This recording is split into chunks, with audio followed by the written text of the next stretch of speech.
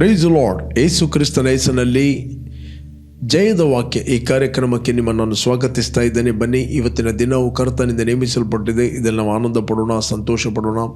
ಸಂತೋಷ ಆನಂದದೊಡನೆ ತಂದೆಯ ದೇವರನ್ನು ಆರಾಧಿಸುವ, ಘನಪಡಿಸುವ, ಮಹಿಮೆಪಡಿಸುವ.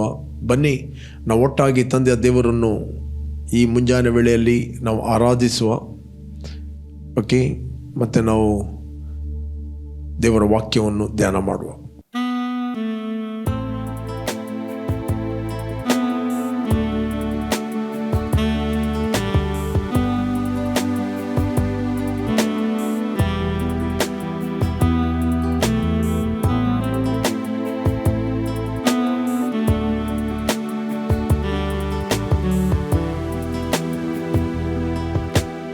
ಆರಾಧಿಸುವೆ ಪೂರ್ಣ ಹೃದಯದಿಂದ, ಅರಸಿ ನಿನ್ಮುಖ ಜೀವ ಮಾನವೆಲ್ಲ.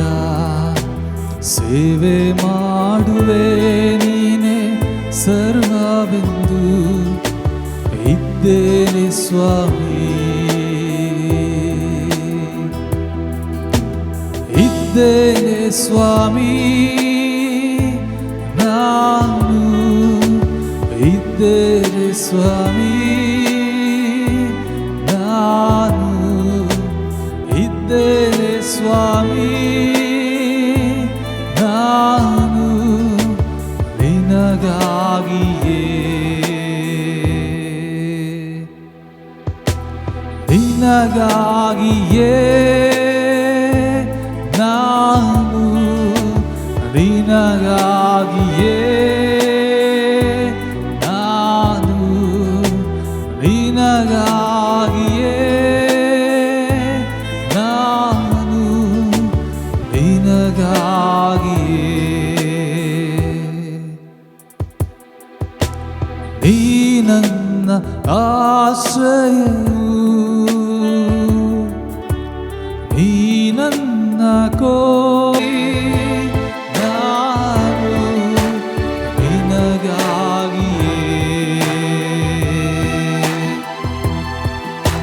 ನಿನಗಾಗಿಯೇ, ನಾನು ನಿನಗಾಗಿಯೇ, ನಾನು ನಿನಗಾಗಿಯೇ, ನಾನು ನಿನಗಾಗಿಯೇ,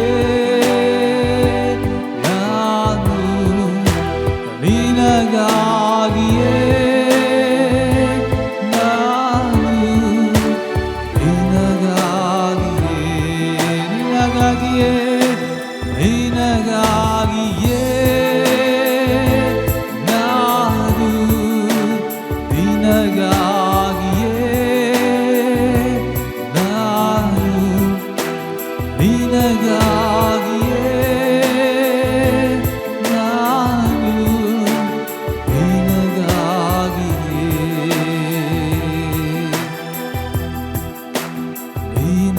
ನಿನಗಾಗಿಯೇ.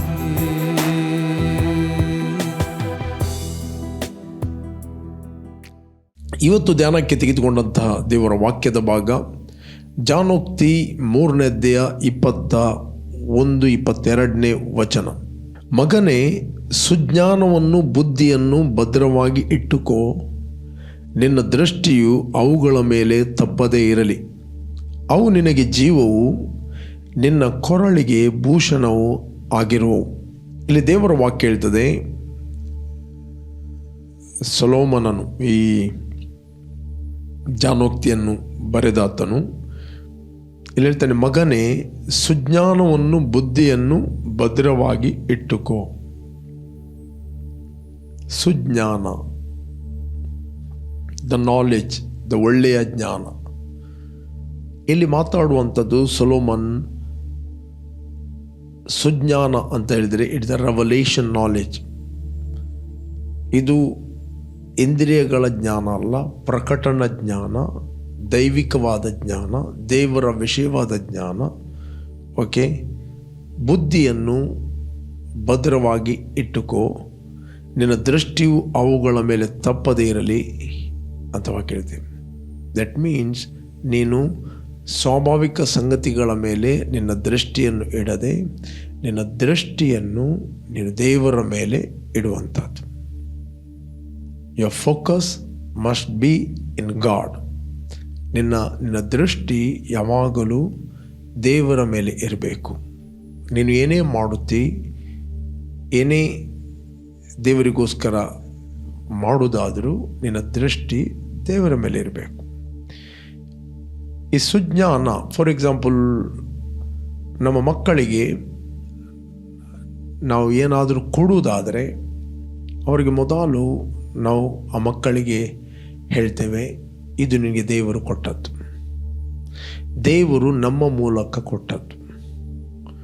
ಓಕೆ, ಆಗ ಅವರ ದೃಷ್ಟಿ ಅದು ಯಾವಾಗಲೂ ದೇವರ ಮೇಲೆ ಇರುತ್ತದೆ. ಓಕೆ, ದೇವರ ಮೇಲೆ ಇರ್ತದೆ. ಯಾರಿಗಾದರೂ ನಾವು ಏನೇ ಕೊಡುವುದಾದರೂ, ಹೆಲ್ಪ್ ಮಾಡೋದಾದರೂ ಮೊದಲು ಅವರಿಗೆ ನಾವು ದೇವರನ್ನು ತೋರಿಸಬೇಕು, ನಮ್ಮನ್ನು ತೋರಿಸುವುದಲ್ಲ. We are not supply, God is supply ಇದೆ. ಆಗ ಅವರು ನಿರಂತರವಾಗಿ ಅವರ ಒಂದು ಫೋಕಸನ್ನು ಅವರು ದೇವರ ಮೇಲೆ ಇಡುತ್ತಾರೆ. ಅವರು ದೇವರ ಮೇಲೆ ದೃಷ್ಟಿ ಇಡುತ್ತಾರೆ. ದೇವರು ನಮಗೆ ಒದಗಿಸುವ ಆತನು. ಮಕ್ಕಳಿಗೆ ಚಿಕ್ಕಂದಿನಿಂದ ಇದನ್ನು ನಾವು ಅಭ್ಯಾಸ ಮಾಡಿಸಬೇಕು. ದೇವರು ನಿಮ್ಮ ಒದಗಿಸುವಿಕೆ. ಯಾವಾಗ ಪುನಃ ಎವ್ರಿ ಟೈಮ್ ನಾವು ಅವರಿಗೆ ಏನೇ ಕೊಡುವಾಗ, ಹೇಳಿದಾಗ, ಅವರು ಸ್ಪಿರಿಚುವಲ್ ಸಂಗತಿಗಳನ್ನು, ಕಾಣದ ಲೋಕದಲ್ಲಿರುವ ದೇವರು ನಮಗೆ ಒದಗಿಸಿಕೊಡ್ತಾನೆ ಎಂದು ಅವರು ಅದರಲ್ಲಿ ಅಭ್ಯಾಸ ಹೊಂದುತ್ತಾರೆ, ಟ್ರೈನ್ ಆಗ್ತಾರೆ, ತಮ್ಮ ಜೀವಿತವನ್ನು ಪ್ರಾಕ್ಟೀಸ್ ಮಾಡುತ್ತಾರೆ. ಅದಕ್ಕೆ ಬೈಬಲ್ ಹೇಳ್ತದೆ, ಸುಜ್ಞಾನವನ್ನು, ಬುದ್ಧಿಯನ್ನು ಭದ್ರವಾಗಿಟ್ಟುಕೋ, ಅವುಗಳ ಮೇಲೆ ನಿನ್ನ ದೃಷ್ಟಿಯು ತಪ್ಪದಿರಲಿ. ನಮ್ಮ ದೃಷ್ಟಿ ಯಾವ ಮನುಷ್ಯನ ಮೇಲೆ ಇರುವುದಲ್ಲ, ನಮ್ಮ ದೃಷ್ಟಿ ಯಾವಾಗಲೂ ಕರ್ತನ ಮೇಲೆ ಇರಬೇಕು. ನಮ್ಮ ದೃಷ್ಟಿ ನಮಗೆಲ್ಲವನ್ನು ಒದಗಿಸಿಕೊಡುವ ದೇವರ ಮೇಲೆ ಇರಬೇಕು. ಇಲ್ಲಿ ನಾವು ನೋಡ್ತೇವೆ, ಇವನ್ ನಿನ್ನ ಹತ್ರ ದೊಡ್ಡ ಕೆಲಸ ಇರ್ಬೋದು, ದೊಡ್ಡ ಬಿಸ್ನೆಸ್ ಇರ್ಬೋದು, ದೊಡ್ಡ ಪೊಸಿಷನ್ನಲ್ಲಿ ಇರ್ಬೋದು, ಅಥವಾ ಕೋಟಿಗಟ್ಟಲೆ ನಿನ್ನ ಬ್ಯಾಂಕಲ್ಲಿ ಇರ್ಬೋದು, ಅಥವಾ ನಿನ್ನ ಜೀವಮಾನಕ್ಕೆ ಏನು ಕೊರತೆ ಇಲ್ಲದೆ ನೀನು ಇರ್ಬೋದು. ಬಟ್ ನಿನ್ನ ದೃಷ್ಟಿ ಯಾವಾಗಲೂ ದೇವರ ಮೇಲೆ ಇರಬೇಕು. ದೇವರ ಮೇಲೆ ದೃಷ್ಟಿ ಇಡುವಂಥದ್ದು ದಟ್ ಇಸ್ ಸ್ಪಿರಿಚುವಲ್ ನಾಲೆಜ್, ಸುಜ್ಞಾನ ಅಂತ ಹೇಳ್ತಾರೆ.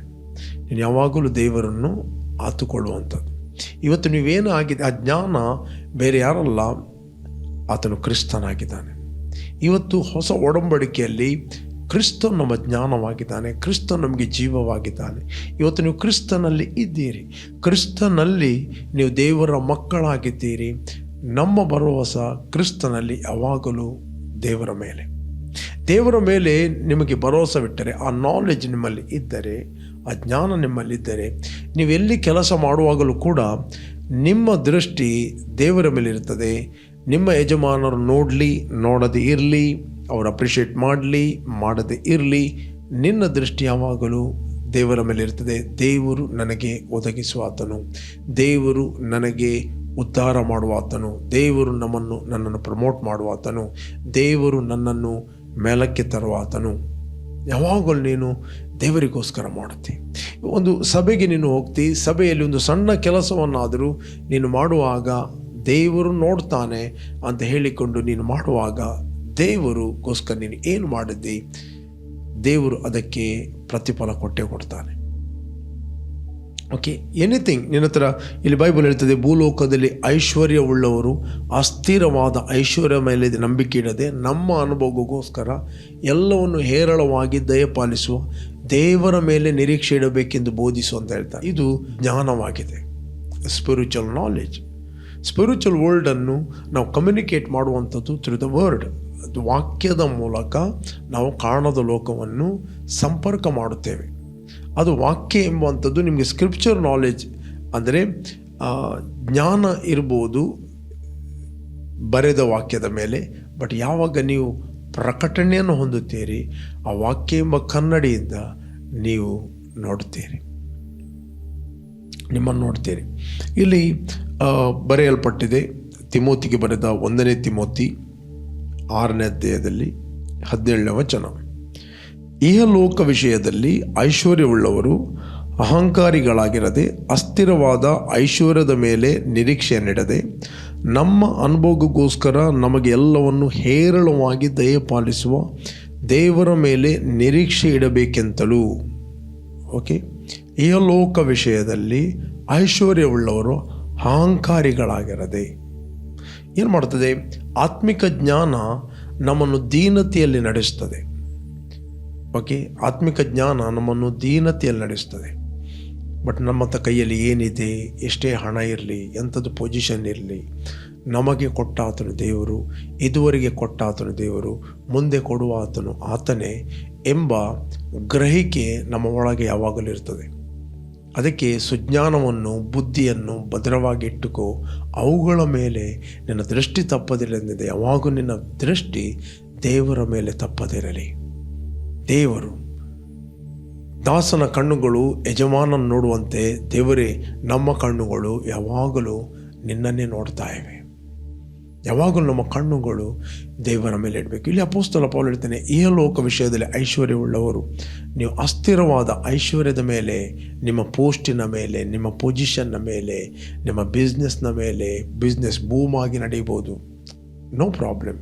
ಇನ್ನೂ ಹೆಚ್ಚಾಗಿ ನಡೆಯಲಿ, ನಿಮ್ಮ ಪೊಸಿಷನ್ ಇನ್ನೂ ಜಾಸ್ತಿ ಹೋಗಲಿ, ನೋ ಪ್ರಾಬ್ಲಮ್. ಬಟ್ ಯಾವಾಗಲೂ ನಮ್ಮ ದೃಷ್ಟಿ ದೇವರ ಮೇಲೆ ಇರಬೇಕು. ಅದರಲ್ಲಿ ನಾವು ಅಹಂಕಾರ ತೋರಿಸುವುದಲ್ಲ, ದರ್ಪವನ್ನು ತೋರಿಸುವುದಲ್ಲ. ಕೆಲವೊಮ್ಮೆ ಅಹಂಕಾರ ಬಂದರೆ ಏನು ಮಾಡ್ತಾರೆ?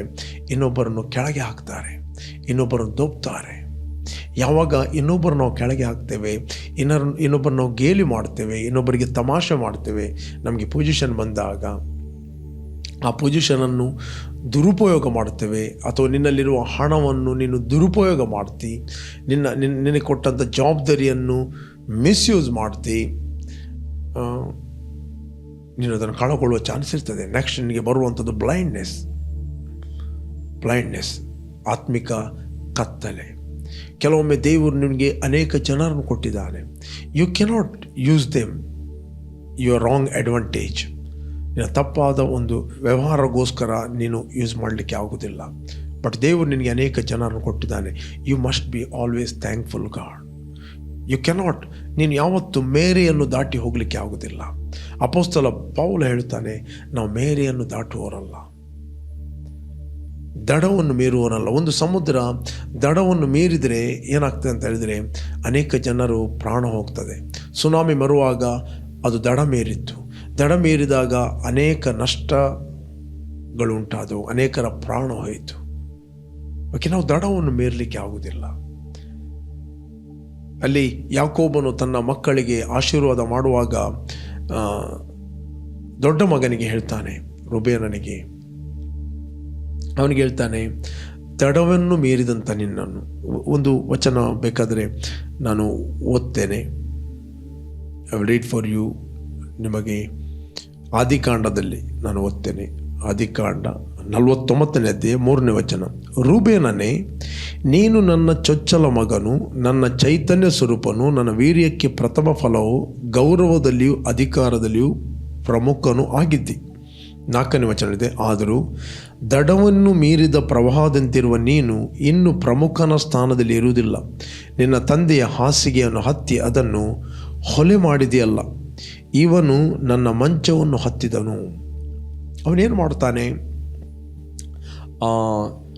ರೂಬೇನನು ದೊಡ್ಡ ಮಗನು, ಯಾಕೋಬನ ಉಪಪತ್ನಿಯನ್ನು ಆತನು ಕೂಡ್ತಾನೆ. ಓಕೆ, ದಟ್ ಮೀನ್ಸ್ ಇಲ್ಲಿ ಯಾಕೋಬ ಹೇಳ್ತಾನೆ, ದಡವನ್ನು ಮೀರಿದಂಥ ಪ್ರವಾಹದಂತಿರುವ ನೀನು. ನೋಡಿ, ಇಲ್ಲೊಂದು ಸಮುದ್ರಕ್ಕೆ ಒಂದು ದಡ ಹಾಕಿದೆ, ಒಂದು ಮೇರೆ ಹಾಕಿದೆ. ಅದು ಮೀರಿದರೆ ಏನಾಗ್ತದೆ?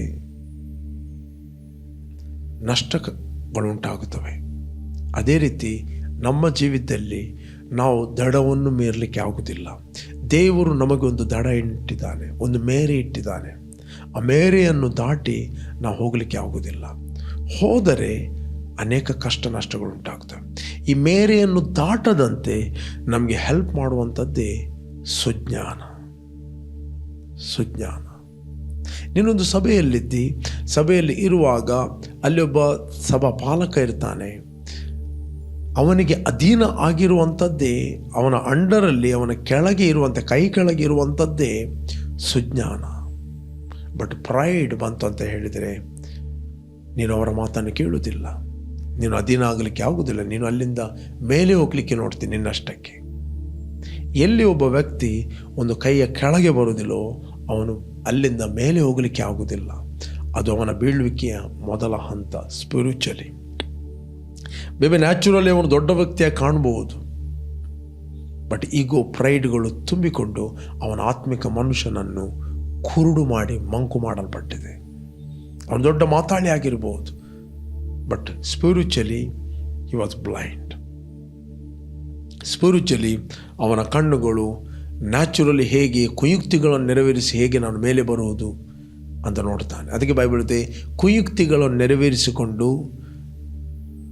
ಅಭಿವೃದ್ಧಿಯಾಗುವ ನೋಡಿ ಉರಿಗೊಳ್ಳಬೇಡ, ಕೆಡುಕೆ ಕಾರಣವಾಗಿತ್ತು. ಅವನ ನಡತೆಯನ್ನು ಎಷ್ಟು ಮಾತ್ರಕ್ಕೂ ಅನುಸರಿಸ್ತೇನೆ. ಅವನು ಮಾಡಿದಾಗೆ ನಾನು ಮಾಡ್ತೇನೆ ಎಂದು ಅಂದುಕೊಳ್ಬೇಡ. ಓಕೆ, ಅವನು ಮಾಡಿದಾಗೆ ನಾನು ಮಾಡ್ತೇನೆ ಅಂದುಕೊಳ್ಬೇಡ. Always thankful to god.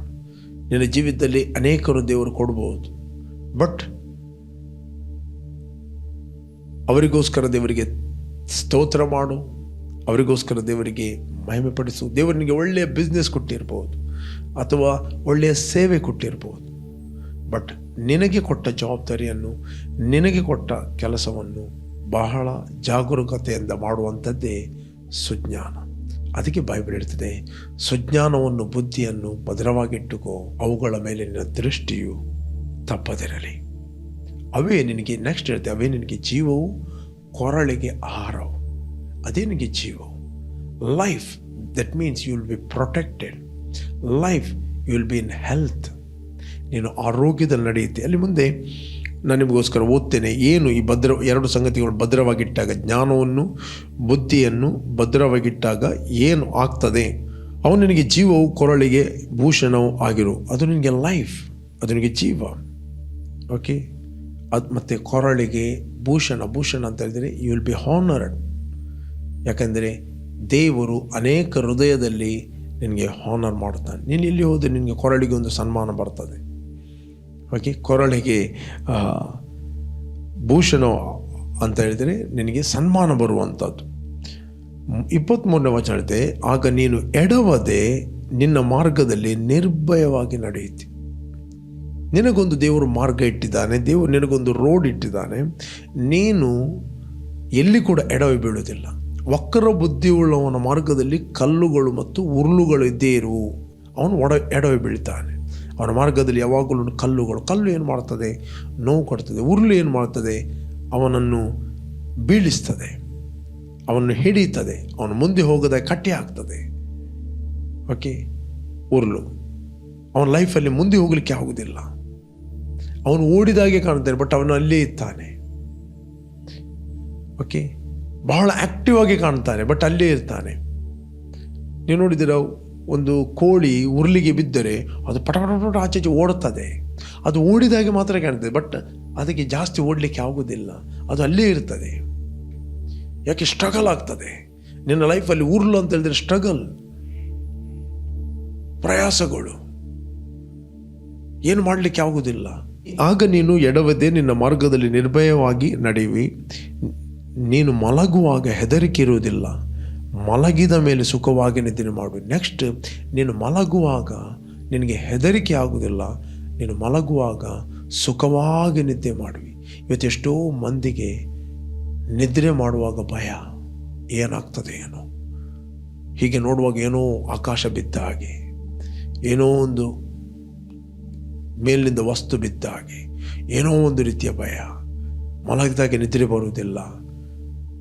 ಅವರು ಟ್ಯಾಬ್ಲೆಟ್ ತೆಗೆದುಕೊಳ್ತಾರೆ, ಮಾತ್ರೆ ತೆಗೆದುಕೊಳ್ತಾರೆ, ನಿದ್ರೆ ಬರುವುದಿಲ್ಲ ಅಂತ. ಓಕೆ, ಇಲ್ಲಿ ಬೈಬಲ್ ಹೇಳ್ತದೆ, ನೀನು ಮಲಗುವಾಗ ಹೆದರಿಕೆ ಇರುವುದಿಲ್ಲ, ಮಲಗಿದ ಮೇಲೆ ಸುಖವಾಗಿ ನಿದ್ರೆ ಮಾಡುವಿ. ಪಕ್ಕನೆ ಬರುವ ಅಪಾಯಕ್ಕಾಗಲಿ ದುಷ್ಟರಿಗೆ ಸಂಭವಿಸುವ ನಾಶನಕ್ಕಾಗಲಿ ನೀನು ಅಂಜುವುದೇ ಇಲ್ಲ. ಸಡನ್ಲಿ ಬರುವ ಅಪಾಯಗಳು, ದುಷ್ಟರಿಗೆ ಸಂಭವಿಸುವ ನಾಶನಕ್ಕೆ, ಯಾರಿಗಾರಿಗೆ ಏನೇನೋ ಆಗ್ತಾ ಇದೆ, ನಿನಗೆ ಆಗಬೇಕಾಗಿಲ್ಲ. ಯಾರಿಗ್ಯಾರು ಅಪಾಯ ಆಗ್ತದೆ, ಅದು ನಿನಗೆ ಆಗಬೇಕಾಗಿಲ್ಲ. Praise God. ನಿನ್ನ ಮಗ್ಗುಲಲ್ಲಿ 1000 ಜನರು, ಬಲಗಡೆಯಲ್ಲಿ 10,000 ಜನರು ಸತ್ತು ಬಿದ್ದರು, ನಿನಗೇನು ತಟ್ಟುವುದಿಲ್ಲ. ಯಾಕೆ? ಪಾರಾತ್ಮನ ನಿವಾಸ ಸ್ಥಾನ ಮಾಡಿಕೊಂಡಿದೆಯಲ್ಲ. ಯಾವ ಕೇಡು ನಿನಗೆ ಸಂಭವಿಸುತ್ತಿಲ್ಲ. ಉಪದ್ರವವು ನಿನ್ನ ಗುಡಾರದ ಬಳಿಗೆ ಬರುವುದೇ ಇಲ್ಲ. ನೀನು ಆಲ್ವೇಸ್ ಡಿಕ್ಲೇರ್ ಮಾಡ್ತೀಯ, ಯಾವಾಗಲೂ ನೀನು ಅರಿಕೆ ಮಾಡುತ್ತಿ. ನಿನ್ನ ಮಕ್ಕಳಲ್ಲಿ 1000 ಜನರು, ಬಲಗಡೆಯಲ್ಲಿ 10,000 ಜನ ಸತ್ತು ಬಿದ್ದರು, ನಿನಗೇನು ತಟ್ಟುವುದಿಲ್ಲ, ನೀನು ಸುರಕ್ಷಿತವಾಗಿರುತ್ತಿ. ಇಲ್ಲಿ ಬೈಬಲ್ ಹೇಳ್ತದೆ, ನೀನು ಮಲಗುವಾಗ ಹೆದರಿಕೆ ಇರುವುದಿಲ್ಲ, ಮಲಗಿದ ಮೇಲೆ ಸುಖವಾಗಿ ನಿದ್ರೆ ಮಾಡುವಿ, ಪಕ್ಕನೆ ಬರುವ ಅಪಾಯಕ್ಕಾಗಲಿ ದುಷ್ಟರಿಗೆ ಸಂಭವಿಸುವ ನಾಶನಕ್ಕಾಗಲಿ ನೀನು ಅಂಜುವುದೇ ಇಲ್ಲ. ನೆಕ್ಸ್ಟ್ ಹೇಳ್ತದೆ, ಯೆಹೋವನು ನಿನ್ನ ಭರವಸೆಗೆ ಆಧಾರ. ಎಲ್ಲ ಜ್ಞಾನಕ್ಕೆ ಆಧಾರ ಯಾರು? ಆತನೇ, ದೇವರೇ ನನಗೆ ಜೀವಕ್ಕೆ ಆಧಾರ. ಒಬ್ಬನಿಗೆ ಎಷ್ಟು ಆಸ್ತಿ ಇದ್ದರೂ ಅದು ಅವನಿಗೆ ಜೀವಕ್ಕೆ ಆಧಾರ ಅಲ್ಲ. ದೇವರತೆ ನೀವು ಬಹು ದಿವಸ ಬದುಕಲು ನಾನು ನಿಮಗೆ ಆಧಾರ. ನಿಮ್ಮ ಹಣ, ನಿಮ್ಮ ಎಜುಕೇಷನ್, ನಿಮ್ಮ ಪೊಸಿಷನ್ ಬಹುದಿನ ಬದುಕಲಿಕ್ಕೆ ನಿಮಗೆ ಆಧಾರ ಅಲ್ಲ. ನಿನ್ನ ಭರವಸಕ್ಕೆ ಒಂದು ಆಧಾರ ಇದೆ, ಈ ವಾಕ್ಯಕ್ಕೆ ಒಂದು ಆಧಾರ ಇದೆ. ಆತನೇ, ಯೇಸುವೆ ನಮಗೆ ಆಧಾರ. ತಂದೆಯಾದ ದೇವರು ನಮಗೆ ಆಧಾರ. ಓಕೆ, ಯೆಹೋವನು ನಿನ್ನ ಭರವಸೆಗೆ ಆಧಾರನಾಗಿದ್ದು ನಿನ್ನ ಕಾಲು ಪಾಶಕ್ಕೆ ಸಿಕ್ಕದಂತೆ ನಿನ್ನನ್ನು ಕಾಪಾಡುತ್ತಾನೆ. ಆತ ನಿನ್ನನ್ನು ಪ್ರೊಟೆಕ್ಟ್ ಮಾಡುತ್ತಾನೆ, ನಿನ್ನನ್ನು ಕಾಪಾಡುತ್ತಾನೆ. You will be protected. You will be protected from all evil. ಅನೇಕ ಈವಿಲ್ ತೊಂದರೆಗಳಿಂದ ಅಥವಾ ಸಮಸ್ಯೆಗಳಿಂದ, ಪ್ರಾಬ್ಲಮ್ಗಳಿಂದ ದೇವರು ನಿನ್ನನ್ನು ಪ್ರೊಟೆಕ್ಟ್ ಮಾಡುತ್ತಾನೆ. ಪ್ರೇರೆ, ನಾನು ನಿಮಗೆ ಎನ್ಕರೇಜ್ ಮಾಡ್ತೇನೆ, ವಾಕ್ಯವನ್ನು ದಿನಾಲು ಓದಿರಿ. ಆ ವಾಕ್ಯವನ್ನು ಓದುವಾಗ ಕ್ರಿಸ್ತನ ಬೆಳಕಿನಲ್ಲಿ ಓದಿರಿ, ಕ್ರಿಸ್ತನಲ್ಲಿ ಆ ವಾಕ್ಯವನ್ನು ಓದಿರಿ. ಇದರಲ್ಲಿ ನೀವು ಕ್ರಿಸ್ತನನ್ನು ನೋಡ್ಬೋದು. ಕ್ರಿಸ್ತನ ವಾಕ್ಯವು ಸಮೃದ್ಧಿಯಾಗಿ ನಿಮ್ಮಲ್ಲಿ ವಾಸ ಮಾಡಲಿ. ಸುಜ್ಞಾನವನ್ನು ಪಡೆ ಅಂತ ಹೇಳಿದರೆ ದೇವರ ವಿಷಯವಾದ ಜ್ಞಾನ. ದೇವರಲ್ಲಿ ನೀನು ಯಾರಾಗಿದ್ದೆ, ದೇವರು ನಿನಗೆ ಯಾರಾಗಿದ್ದಾನೆ, ದೇವರಲ್ಲಿ ನೀನು ಏನು ಮಾಡಲು ಶಕ್ತಾನೆ, ದೇವರು ನಿನಗೆ ಏನು ಮಾಡಲು ಶಕ್ತಾನೆ, ದೇವರು ನಿನಗೆ ಏನು ಕೊಟ್ಟಿದ್ದಾನೆ, ನೀನು ಯಾರು, ದೇವರು ಯಾರು, ಈ ವಾಕ್ಯದಲ್ಲಿ ಬರೆಯಲ್ಪಟ್ಟಿದೆ. 6 ಸಂಗತಿಗಳನ್ನು ನಾವು ಯಾವತ್ತೂ ನೆನಪಿಟ್ಟುಕೊಳ್ಬೇಕು.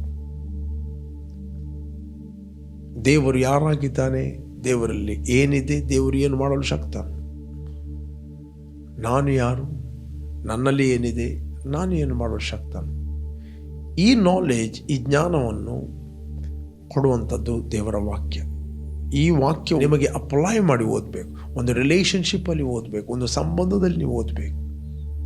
ಹೇಳ್ತೇನೆ, ನೀವು ಈ ರೀತಿ ಓದಿದರೆ ನೀವು ಇದ್ದ ಹಾಗೆ ಇರುವುದಿಲ್ಲ. ನೀವು ಜ್ಞಾನವನ್ನು, ಬುದ್ಧಿಯನ್ನು ಭದ್ರವಾಗಿ ಇಟ್ಟುಕೊಳ್ತೀರಿ. ಅವುಗಳ ಮೇಲೆ ನಿಮ್ಮ ದೃಷ್ಟಿ, ಅಂದರೆ ದೇವರ ಮೇಲೆ ನಿನ್ನ ದೃಷ್ಟಿ ತಪ್ಪುವುದೇ ಇಲ್ಲ. ಅದೇ ನಿನಗೆ ಜೀವವು, ನಿನ್ನ ಕೊರಳಿಗೆ ಭೂಷಣವಾಗಿರುತ್ತದೆ.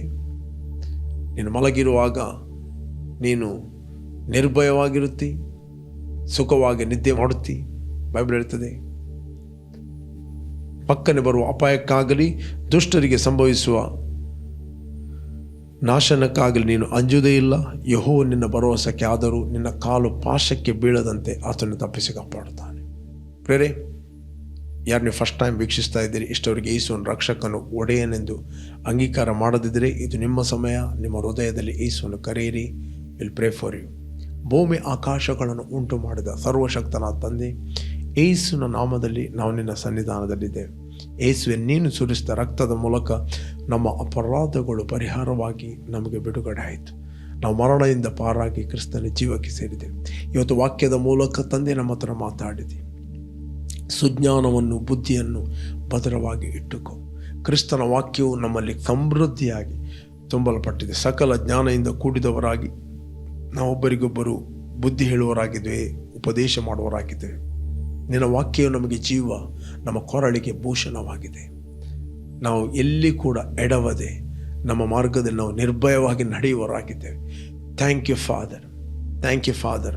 ನಾವು ಮಲಗಿಕೊಂಡಾಗ ನಿರ್ಭಯವಾಗಿ ಮಲಗಿ ಸುಖವಾಗಿ ನಿದ್ದೆ ಮಾಡುವವರಾಗಿದ್ದೇವೆ, ಯಾವ ಭಯವಿಲ್ಲದೆ. Thank you Jesus, thank you ತಂದೆ. ನೀನೇ ನಮ್ಮ ಭರವಸೆಗೆ ಆಧಾರನಾಗಿದ್ದಿ. Thank you Lord. ನಮ್ಮ ಕಾಲು ಪಾಶಕ್ಕೆ ಬೀಳದಂತೆ ನಮ್ಮನ್ನು ಕಾಪಾಡುವಂಥ ನೀನಾಗಿದ್ದಿ. Thank you Father your grace. Thank you Father your anointing. In Jesus' name, amen. Okay, ಯಾರು ನೀವು ಬರ್ತ್ಡೇ ಮತ್ತು ವೆಡ್ಡಿಂಗ್ ಆ್ಯನಿವರ್ಸರಿ ಸೆಲೆಬ್ರೇಟ್ ಮಾಡ್ತಾ ಇದ್ದೀರಿ, ನಿಮಗೋಸ್ಕರ ನಾವು ಪ್ರಾರ್ಥನೆ ಮಾಡ್ತೇವೆ. Blessed happy birthday and blessed happy wedding anniversary. ತಂದೆ, ಯಾರು ಬರ್ತ್ಡೇ ಮತ್ತು ವೆಡ್ಡಿಂಗ್ ಆ್ಯನಿವರ್ಸರಿ ಸೆಲೆಬ್ರೇಟ್ ಮಾಡ್ತಾ ಇದ್ದರು, ಇವರು ಫ್ರೂಟ್ಫುಲ್ ಆಗಲಿ, ಬ್ಲೆಸ್ ಆಗಲಿ, ಕೆಡುಕನೆಲ್ಲ ಕೈಗಳಿದೆ ಇವರು ತಪ್ಪಿಸಿ ಕಾಪಾಡು. ಯೇಸು ನಾಮದಲ್ಲಿ ತಂದೆ, ಆಮೆನ್. ಜಯದ ವಾಕ್ಯ ಈ ಕಾರ್ಯಕ್ರಮವನ್ನು ಪ್ರತಿದಿನ ಬೆಳಿಗ್ಗೆ ಬಿಗ್ ಜೆ ಟಿವಿಯಲ್ಲಿ 7 ಗಂಟೆಯಿಂದ 7:30ಕ್ಕೆ ವೀಕ್ಷಿಸಿರಿ. 7:30ರಿಂದ 8 ಗಂಟೆ ಇದೇ ಕಾರ್ಯಕ್ರಮವನ್ನು ರಿಪೀಟ್ ಆಗಿ ನಮ್ಮ YouTube channel pastor Roshan Lobo word of victory church Udupi. ಅದನ್ನು ಕ್ಲಿಕ್ ಮಾಡಿದರೆ ನಿಮಗೆ ಸಿಗ್ತದೆ. ಸಬ್ಸ್ಕ್ರೈಬ್ ಮಾಡಿ ನಮ್ಮ ಯೂಟ್ಯೂಬಲ್ಲಿ ರಿಪೀಟ್ ಮೆಸೇಜನ್ನು ನೀವು ಕೇಳ್ಬೋದು, ಪುನರಾವರ್ತಿ. ಓಕೆ, ಸಂಜೆ 7:15ರಿಂದ 8 ಗಂಟೆ ತನಕ ನಾವು ಲೈವ್ ಆಗಿ ಮಾತಾಡ್ತಾ ಇದ್ದೇವೆ. ನಮ್ಮ ಶುಕ್ರವಾರ ಆರಾಧನೆ ಇದೆ ಸಂಜೆ 6 ಗಂಟೆಯಿಂದ 8 ಗಂಟೆಗೆ. ಓಕೆ, ಕಂಟಿನ್ಯೂ ಆಗಿ ಜಯದ ವಾಕ್ಯ ಈ ಕಾರ್ಯಕ್ರಮವನ್ನು ವೀಕ್ಷಿಸಿರಿ. You are blessed. ಆಮೆನ್.